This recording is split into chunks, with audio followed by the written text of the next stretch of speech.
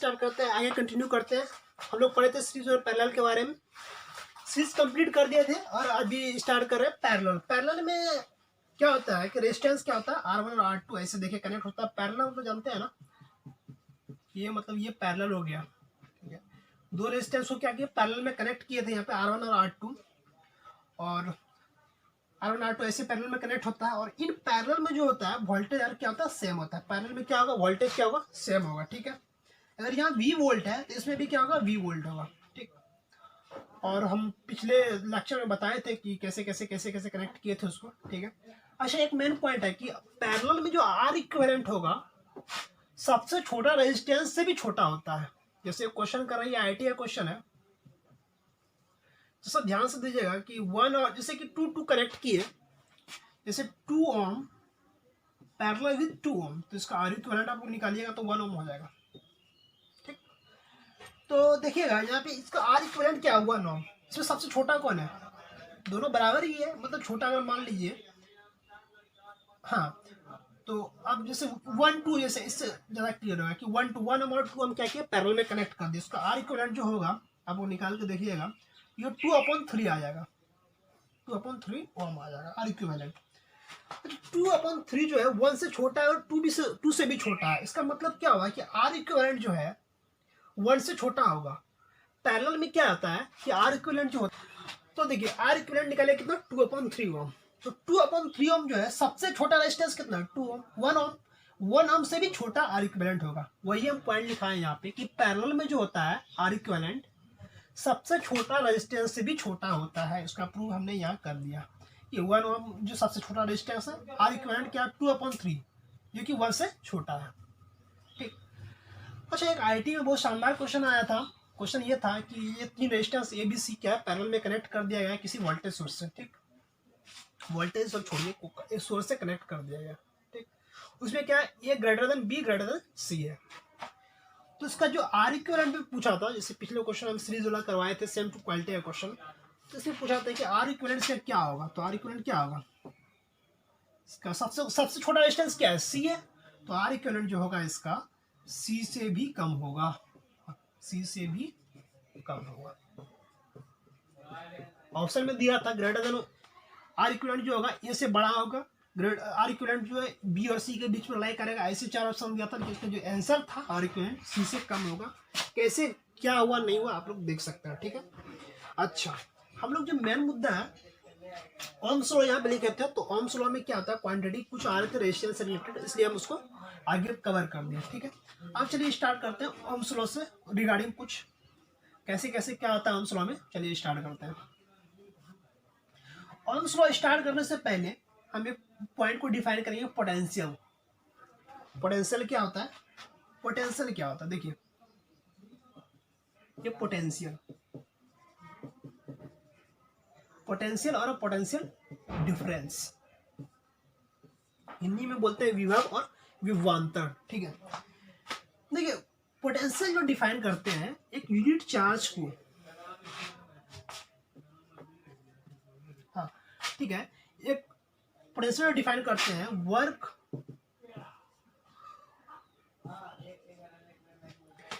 Potential जो होता है V बराबर होता है W/Q। मतलब एक यूनिट पॉजिटिव चार्ज को इन्फिनिटी से लाने में किसी भी पॉइंट पर कितना वर्क किया जाता है, उसको 4 से अगर डिवाइड कर देंगे तो पोटेंशियल आता है। पोटेंशियल क्या होता है, किसी यूनिट पॉजिटिव चार्ज को इन्फिनिटी से लाने पर किसी एक पॉइंट पर, मान लीजिए इन्फिनिटी है, यहाँ पर लाने में कुछ वर्क किया गया W, एक चार्ज था Q, इसका जो पोटेंशियल होगा V बराबर होगा W/Q। ये होता है पोटेंशियल। एक यूनिट पॉजिटिव चार्ज को इन्फिनिटी से लाने में कितना वर्क डन होता है डिवाइडेड बाय उस चार्ज को कर देते हैं, तो ये पोटेंशियल आ जाता है, ठीक। अच्छा, तो पोटेंशियल जो होता है इन्फिनिटी पे हम लोग जो मानते हैं पोटेंशियल क्या होता है, 0। इन्फिनिटी पे क्या मानते हैं, 0। अच्छा, एसआई यूनिट से क्या होता है, वोल्ट होता है। एसआई यूनिट क्या होता है, एसआई यूनिट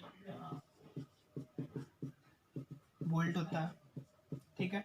अच्छा, इसका यूनिट क्या होता है, जूल पर कूलम होता है, जूल पर कूलम, ठीक। वर्क का क्या होता है, W मतलब वर्क डन हो गया, Q मतलब चार्ज हो गया। ऐसा यूनिट क्या होता है, वोल्ट, उसको जूल पर कूलम भी बोलते हैं, ठीक है। अच्छा, तो एट इन्फिनिटी जो होता है, एट इन्फिनिटी जो होगा, एट इन्फिनिटी क्या होता है, पोटेंशियल क्या होता है, पोटेंशियल जीरो होता है।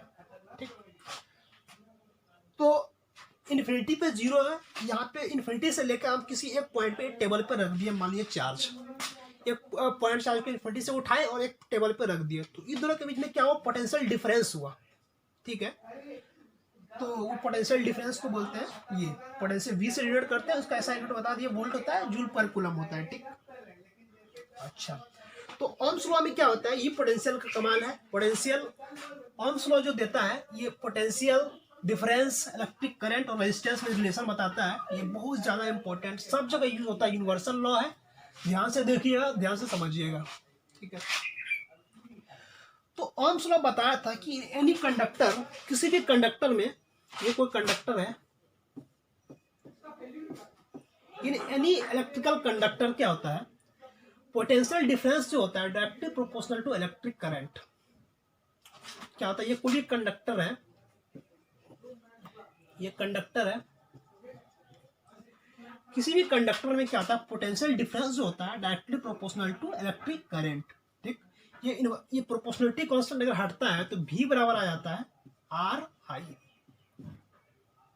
समझ पा रहे हैं आप लोग, ये जो V इक्वल टू क्या आ जाता है, आर आई आ जाता है। ठीक है, बहुत इंपॉर्टेंट, ये यूनिवर्सल लॉ है। ठीक है, ये प्रूफ नहीं है, इसका कोई प्रूफ नहीं होता, ये लॉ होता है। लॉ क्या होता है, किसी साइंटिस्ट द्वारा दिया जाता है, स्टेटमेंट होता है जो कि पूरा दुनिया में लागू होता है, इसका कोई प्रूफ नहीं है। ठीक है, इसका स्टेटमेंट ये था कि किसी भी कंडक्टर में एट कांस्टेंट टेम्परेचर, किसी भी कंडक्टर में at constant temperature potential difference जो होगा directly proportional to electric current होगा। ठीक, ये प्रोपोर्शनलिटी कांस्टेंट अगर हटेगा तो V इक्वल टू क्या आ जाएगा, आर आई आ जाएगा। सही है।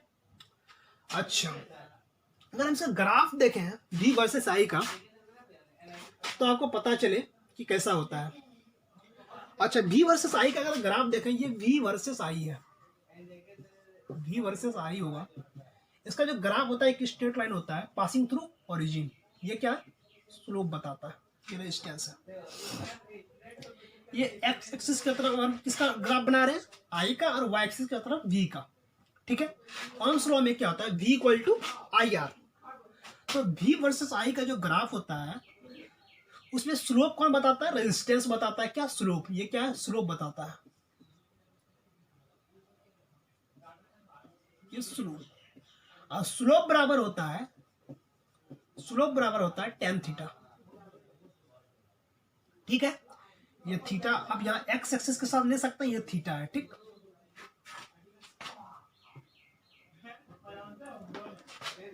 ये क्या है, रेजिस्टेंस बता रहा है, ये हम पॉजिटिव आई के साथ हम ले रहे हैं, ये थीटा एंगल। ठीक, ये थीटा बता रहा है स्लोप।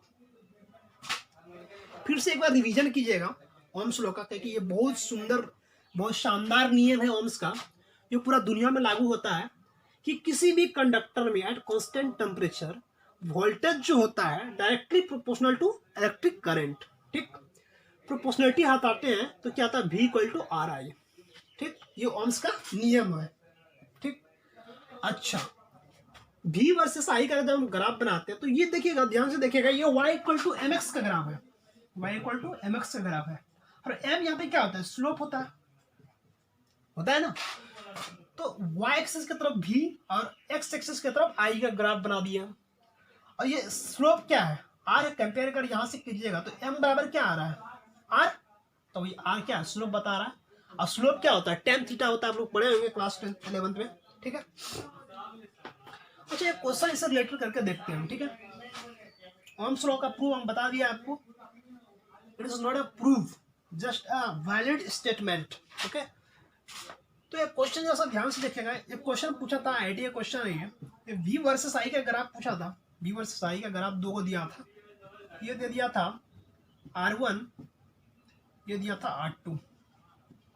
ठीक, R1 जो था 60 डिग्री विथ एक्स आई से, ये R2 जो था 30 डिग्री विथ आई से। ठीक, तो ये R1 वर्सेस R2 का रेशियो पूछा था क्वेश्चन में, क्या होगा। ठीक, हम सॉल्व करते हैं, आप लोग ध्यान से देखिएगा। ये ऑन V वर्सेस I, जिसका स्लोप R1 है, मतलब क्या है, ये ओम्स का नियम है, बिल्कुल सही बात है। अच्छा, R1 क्या है, स्लोप है, ओम्स के नियम से यहाँ पे R1 क्या था, R क्या था, स्लोप था, बहुत सही है। अच्छा, स्लोप बराबर क्या बताए थे, tan थीटा, स्लोप बराबर क्या था, tan थीटा, ठीक है। तो ये R1 जो है ये tan 60 हो जाएगा, इसका जो स्लोप है R1 का कितना है, tan 60। तो R1 बराबर क्या होगा यहाँ पर, tan 60 upon tan 60 degree upon R2 कितना है स्लोप, tan 30 डिग्री। tan 60 का वैल्यू आप लोग जानते हैं √3 होता है, और tan 30 का होता है 1/√3।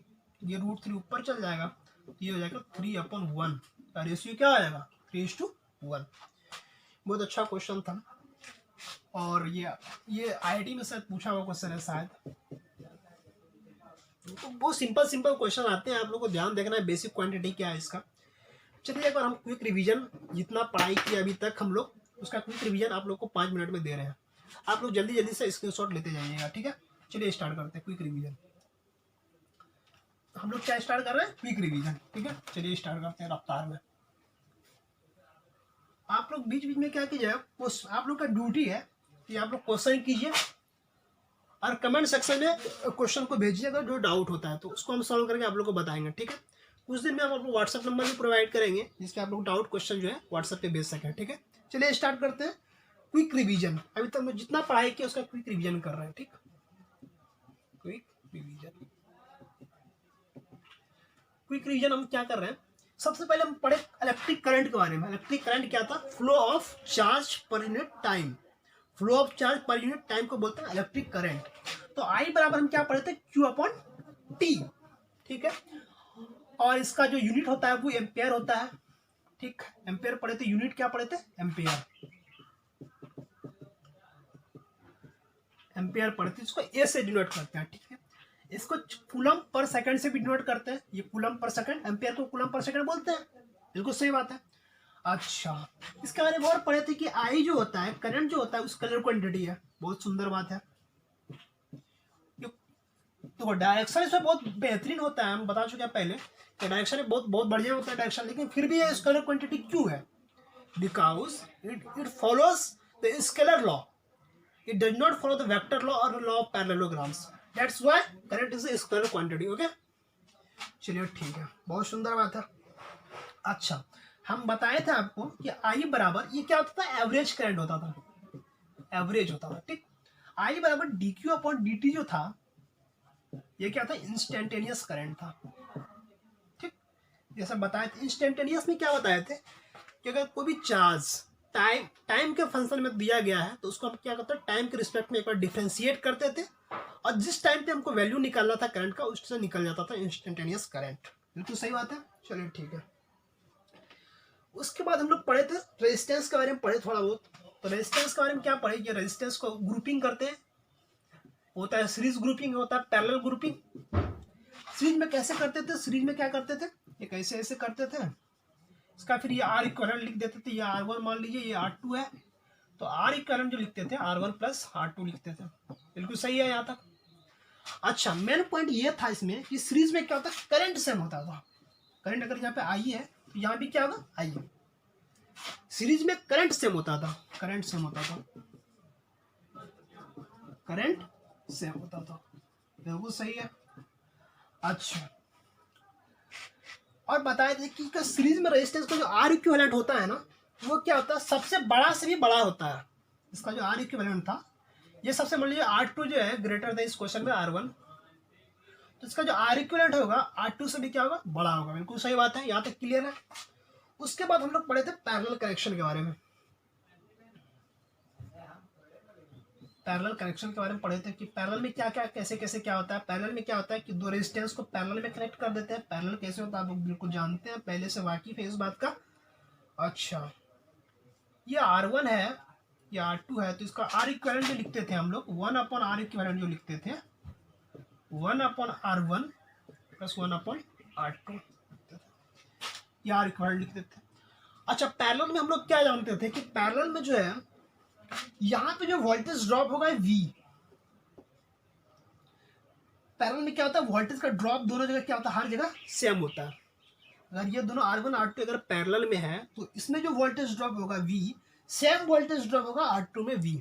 यहाँ तक क्लियर है? चलिए ठीक है। अच्छा, हम और एक बात बताए थे कि R इक्विवेलेंट जो निकालते हैं तो उसमें क्या करते हैं कि जो सबसे छोटा रेजिस्टेंस चूज कर लीजिए आप। पैरेलल में क्या करते थे कि एक दो रेजिस्टेंस है, जो सबसे छोटा रेजिस्टेंस है R इक्विवेलेंट जब हम निकालेंगे पैरेलल में तो सबसे छोटा रेजिस्टेंस से भी छोटा आएगा। ये चेक करने का नियम है, इससे हम IIT का 2 क्वेश्चन आप लोग को करवा चुके हैं। बिल्कुल सही बात है। अच्छा, ये हो गया। उसके बाद हम लोग पढ़े थे ओम्स लॉ में गए थे। अच्छा, रेजिस्टेंस के बारे में ये पढ़े थे और रेजिस्टेंस का फिजिकल पैरामीटर्स भी पढ़े थे। रेजिस्टेंस किस किस चीज़ पर डिपेंड करता है, कैसे कैसे डिपेंड करता है, कैसे कैसे वेरी करता है। तो रेजिस्टेंस का नियम भी हम लोग पढ़े थे। तो क्या होता है चलिए देखते हैं। अगर आप स्क्रीनशॉट लेना चाहते हैं तो ले सकते हैं, ठीक है, कोई बात नहीं इसमें। अच्छा, रेजिस्टेंस का नियम हम लोग क्या पढ़े थे? रेजिस्टेंस का नियम कुछ बुक में दिया, रेजिस्टेंस का नियम। तो रेजिस्टेंस का नियम क्या पढ़े थे? रेजिस्टेंस का नियम, ठीक, उसमें ये पढ़े थे कि रेजिस्टेंस जो होता है वो फिजिकल पैरामीटर्स पर डिपेंड करता है। फिजिकल पैरामीटर मतलब जिसको हम छू सकते हैं, फील कर सकते हैं। जैसे कि लंबाई फिजिकल हो गया, चौड़ाई क्या गया, फिजिकल हो गया, इसका एरिया ऑफ क्रॉस सेक्शन जो हो गया वो क्या गया, फिजिकल पैरामीटर्स हो गया। ठीक है यहाँ तक। अच्छा, रेजिस्टेंस का नियम क्या बताया था? रेजिस्टेंस का नियम ये बताया था कि रेजिस्टेंस जो होता है डायरेक्टली प्रोपोर्शनल टू लेंथ होता है और रेजिस्टेंस क्या होता है, इनवर्सली प्रोपोर्शनल टू 1 एरिया होता है। ठीक, दोनों को कंबाइन करके हम लोग क्या बोल लिखे थे कि रेजिस्टेंस जो है डायरेक्टली प्रोपोर्शनल टू L/A होता है और ये प्रोपोर्शनलिटी कांस्टेंट हटेगा तो R बराबर रो L/A हो जाएगा। ये हम लोग प्रूव किए थे, निकाले थे। यहाँ पर रो क्या था? रो क्या था? रेसिस्टिविटी था, रेसिस्टिविटी था। ठीक, इसको स्पेसिफिक रेजिस्टेंस भी बोलते थे। ठीक है। अच्छा, लेंथ क्या, L क्या था? लेंथ ऑफ क्रॉस सेक्शन था और ये क्या था? एरिया ऑफ क्रॉस सेक्शन था। ठीक है, यहाँ तक क्लियर है। और रेजिस्टेंस के बारे में क्या पढ़ते कि रेजिस्टेंस जो है टेम्परेचर के साथ भी वेरी करता है, लीनियरली वेरी करता है। तो फार्मूला बताए थे हम, RT बराबर R0 1 plus alpha delta T बताए थे, है ना। अच्छा, हम बताए थे कि अगर टेम्परेचर बढ़ेगा तो कंडक्टर का जो रेजिस्टेंस होगा वो भी बढ़ेगा। अगर टेम्परेचर घटेगा तो कंडक्टर का रेजिस्टेंस भी क्या होगा, घटेगा। बिल्कुल सही है। अच्छा, ये जो हम स्टेटमेंट बताए थे सिर्फ कंडक्टर के लिए बताए थे। सेमी कंडक्टर में इसका जस्ट उल्टा होता है। रेजिस्टेंस बढ़ाते हैं तो क्या होता है, टेम्परेचर बढ़ाते हैं तो रेजिस्टेंस क्या होता है, घट जाता है। ठीक है, चलो इससे रिलेटेड को 1-2 क्वेश्चन कर लेते हैं। फार्मूला हम किसी भी क्वेश्चन 1-2 करवाते हैं, देखते हैं कैसे कैसे क्या क्या हो रहा है। ठीक,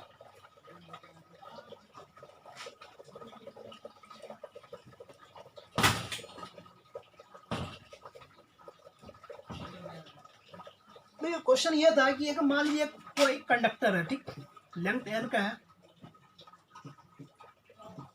लेंथ L का है, ठीक है, और इसका एरिया क्या है, ये है। ठीक, इसको क्या है, इसको मतलब कि रीमेड करके बोलते हैं कि भस्का करके एक दूसरा बना लिए हम कंडक्टर। इसका लेंथ क्या कर दिए, 2L कर दिए, लेंथ 2L कर दिए और एरिया क्या किया, लेंथ 2L कर दिया। ठीक, अच्छा, तो इसका रेजिस्टेंस मान लिया R है तो इसका रेजिस्टेंस क्या होगा, क्वेश्चन मेरा ये है। पहले क्या था, लेंथ L था, एरिया ऑफ क्रॉस सेक्शन क्या था, ये था। और इस सेम वायर को क्या किया, लेंथ को मतलब लंबाई को खींच कर डबल कर दिया और एरिया ऑफ क्रॉस सेक्शन क्या किया, एरिया ऑफ क्रॉस सेक्शन जो होगा वो देख लेंगे हम। ठीक है, एरिया तो घटेगा, लेंथ बढ़ाएंगे तो बिल्कुल सही बात है। तो रेजिस्टेंस क्या होगा, चलिए देखते हैं। अच्छा, ये बताइए जरा सा कि इसका जो वॉल्यूम है, किसी भी चीज़ को अगर रिमेट कर रहे हैं मतलब इसका जो वॉल्यूम है, इसका वॉल्यूम अगर V है तो इसका भी वॉल्यूम क्या होगा, V होगा। या आप एक को तोड़ के 5 बनाए या एक को लंबा करके 2 बनाए तो वॉल्यूम तो कांस्टेंट होने वाला है। तो वॉल्यूम का फॉर्मूला आता है V बराबर A/L, एरिया इंटू लेंथ। इसका वॉल्यूम इतना है, वॉल्यूम तो सेम होने वाला है। यहाँ पे इसका वॉल्यूम कितना होगा, V होने वाला है, लेकिन लेंथ यहाँ पे कितना आ गया, 2L। एरिया कितना हो जाएगा, ए डैश हम पहले निकाल लेते हैं। ए डैश कितना हो जाएगा, ये V/2L, यानी कि एरिया कितना हो गया, हाफ हो गया। ठीक है, एरिया कितना हो गया, पहले से आधा हो गया। क्वेश्चन ध्यान से सुनिए, पहले लेंथ L था, एरिया A था, वो इससे सेम वायर को स्ट्रेच करके लेंथ 2L कर दिए, तो इसका रेजिस्टेंस कितना होगा वो पूछ रहा था क्वेश्चन में। तो हम जानते हैं किसी भी वायर को रीमेड कीजिए, कैसे भी बनाइए, उसका वॉल्यूम तो कांस्टेंट रहने वाला है। वॉल्यूम क्या होता है, एरिया इंटू लेंथ होता है। एरिया कितना है, ए लेंथ L, ये इसका वॉल्यूम हो गया, ठीक। अच्छा यहाँ पे देखिए इसका वॉल्यूम तो सेम रहने वाला है, वॉल्यूम तो B रहने वाला है। लेंथ को 2L कर दी तो एरिया कितना हो जाएगा, हाफ हो जाएगा, A/2 हो जाएगा। बिल्कुल सही बात है।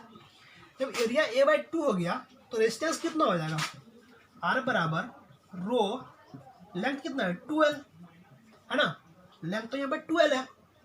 फार्मूला क्या था, R बराबर रो L अपॉन A। फार्मूला याद होना चाहिए भाई लोग, ये तो दिक्कत पड़ जाएगी क्वेश्चन बनाने में। R बराबर रो L अपॉन A, ठीक है।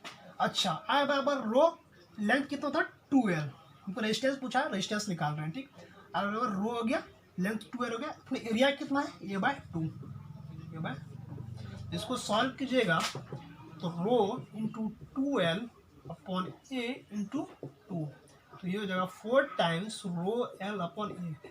रो L अपॉन A क्या है, ये तो पहले का रेजिस्टेंस है, तो ये R डैश जो होगा ये R डैश हो जाएगा, ये R डैश जो होगा इस वायर का जो R डैश होगा ये कितना हो जाएगा 4R हो जाएगा। समझ में आया कि नहीं, स्क्रीनशॉट ले लीजिएगा, घर में फिर से ट्राई कीजिएगा, समझ में नहीं आया तो कमेंट करके जरूर बताइएगा, ठीक है। अच्छा उसके बाद रेजिस्टेंस का नियम बता दिया, उसके बाद बताया तुमको पोटेंशियल के बारे में, पोटेंशियल क्या होता है, उसका एप्लीकेशन क्या होता है। चलिए देखते हैं, पोटेंशियल का क्विक रिवीजन कर रहे हैं।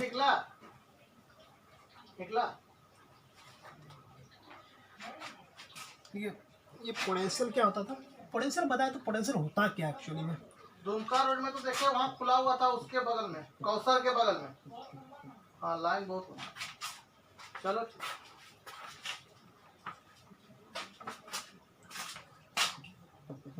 पोटेंशियल क्या होता था, पोटेंशियल ये होता था कि कोई यूनिट पॉजिटिव चार्ज, ये इन्फिनिटी है, ठीक है, ये यहाँ से कोई चार्ज को उठा के यहाँ से यहाँ तक लाने में जो वर्क डन हुआ, ठीक, वर्क डन अपन चार्ज कर देते तो पोटेंशियल आ जाता है। V बराबर क्या होता है W/Q। ये पोटेंशियल को इसी तरह डिफाइन किया जाता है, ठीक, मैथमेटिकली इसी तरह डिफाइन किया जाता है। अच्छा V बराबर क्या होगा W/Q हुआ, ठीक, ये होता है फार्मूला।